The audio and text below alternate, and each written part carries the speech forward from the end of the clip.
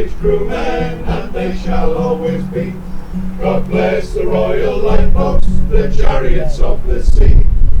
Bless the volunteers who work behind the scene, the crews, the boats. It gives me great pleasure to welcome you here today for the naming and dedication of our new and very special lifeboat. I would firstly like to welcome our principal guests this afternoon. The Lord Lieutenant of Durham, Dame Susan Snowden, DCVO, welcome. A very special welcome to Anthony Sharp and his wife, Sarah. Welcome to Hartlepool from the deep south. The Mayor of Hartlepool, Councillor Carol Thompson. Steve Pounders, our Operations Manager, and Jane George, the Fundraising Director of the RNLI. Good afternoon, ladies and gentlemen, distinguished guests. I'm truly delighted and slightly overwhelmed to be here on this important naming and dedication ceremony.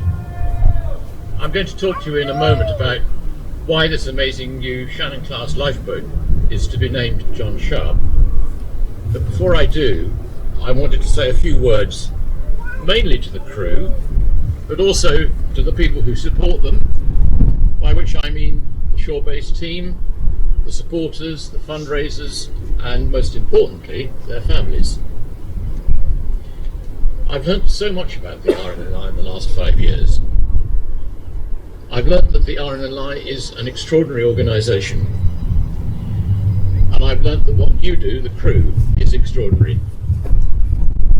As crew, you're willing to respond to the call of the pager at any time of the day or night, to get down to the station, to get kitted up and launch, sometimes into the most treacherous conditions, often not knowing exactly what you're looking for, what challenges you're going to find, or how long you're going to be out there.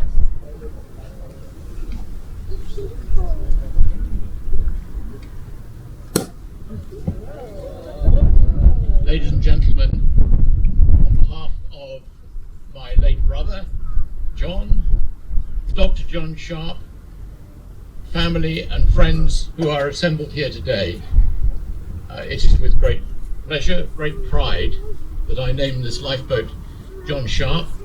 May God bless her and all who sail in her.